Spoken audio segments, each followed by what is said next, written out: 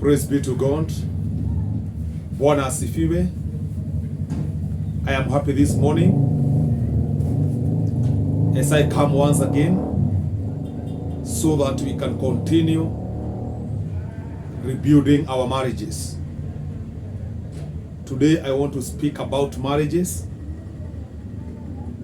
and I want to talk about 3 biblical values of marriage. 3 biblical values of marriage. Maybe tudanganyane tukisema ya kwamba marriage ziko sawa. Most of the marriages, and especially for the people who are in church, and even the people who are born again, they are not okay. Haziko sawa. And that is why I'm calling upon each one of us, and especially those who are going through challenges in their marriages. It is a high time we need to come together.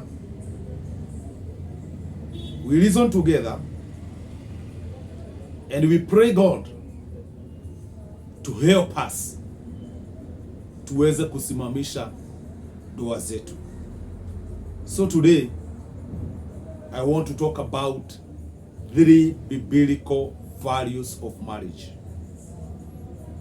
And the first one is that marriage is reaped following God's design. Marriage is reaped following God's design.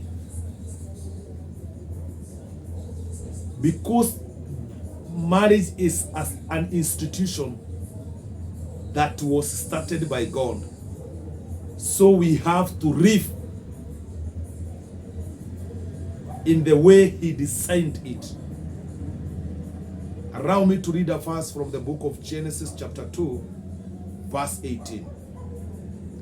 The Bible says that the Lord God said, "It is not good for the man to be alone.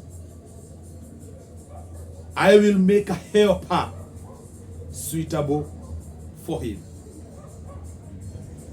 This is God Himself who said. This is God Himself who saw it is not good for a man to live alone or to be alone. It was not man's idea. It was God's idea. And the perfect will of God is that man to marry, man to live with a wife. That is how God designed marriage. In that chapter, Genesis chapter 2, verse 24, the Bible says, "For this reason, a man will leave his father and mother and be united to his wife, and they will become one flesh." It is not easy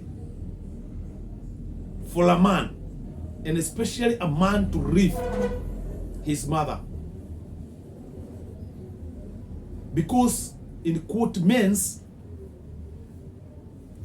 wanakuanga wameshikana sana na mama yake.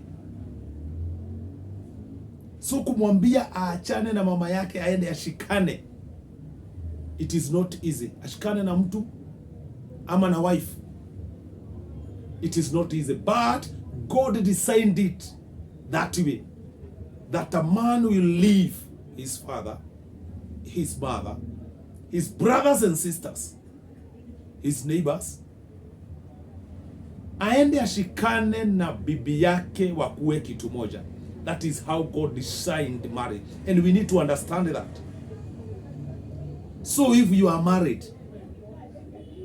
don't allow the outsiders, your mom, your dad, your sister, your in-law, to control your marriage. It is your marriage, and it was designed for you and your wife.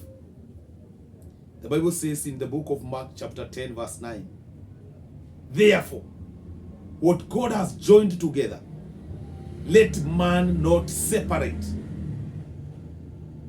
Woe to those people who separates what God has joined together.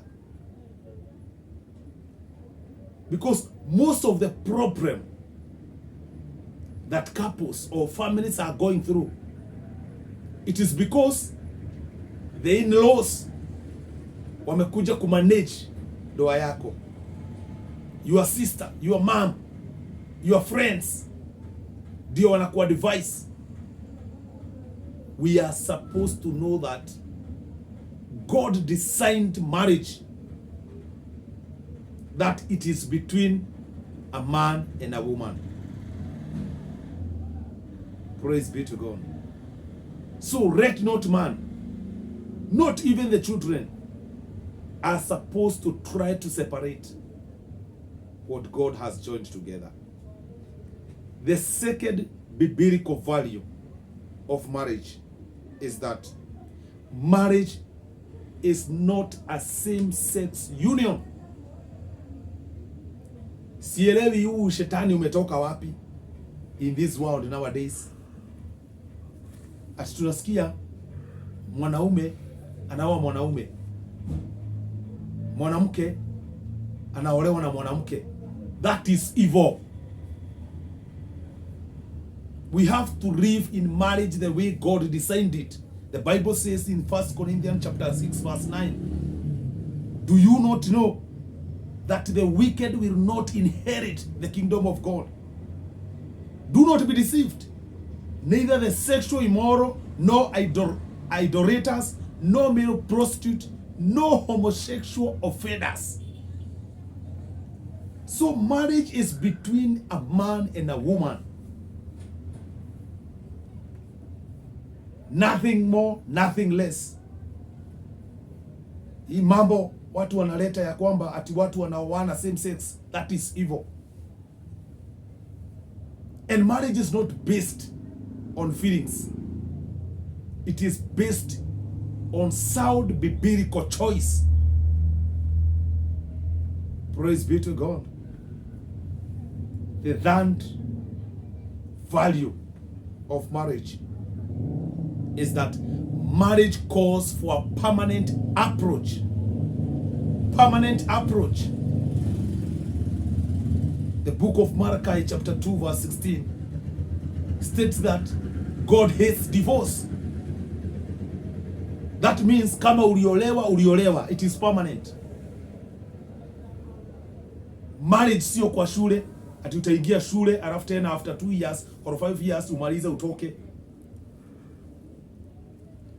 And if there is marriage in marriage, the way out it is not divorce. The way out it is not withdraw. The way out it is not to kill your spouse. The way out is to live the way God designed it. The Bible says God hates divorce. Christian believers, you have been saved by God. By the grace of God, that marriage can also start. Wacha kutafuta barua za divorce. Wacha kukimbia hapa na huko. Call unto the Lord, the one who started this institution of marriage. He will help you. And that is why we are here. And that is why God has given us an opportunity so that we can come out. If you are going through challenges in your marriage, it is time to come out.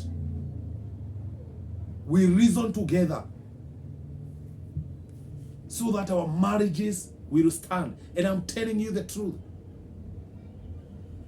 I have been in marriage for the last now almost 20 years. So I know what I'm talking about. And today, I declare in the name of Jesus Christ that all marriages, for those who believe in Jesus Christ, will stand. It is a time for us to rebuild. And we are going to rebuild our marriages. The devil is a liar. No more breakup. I thank God for the opportunity He has given us to rebuild our marriages. Because through rebuilding our marriages, and after rebuilding our marriages, we are going to rebuild our churches. After rebuilding our churches, we are going to rebuild our nation. And God is together with us. So no more fear. Let us see the problem, face the problem, and solve those problems. In Jesus' mighty name. May the favor of God be upon your marriage. May the mercy of God be upon your marriage. May the grace of God be upon your marriage. And believe as from today that we are going to rebuild it. And it is going to stand. In Jesus' mighty name. Amen. Amen. May God bless you.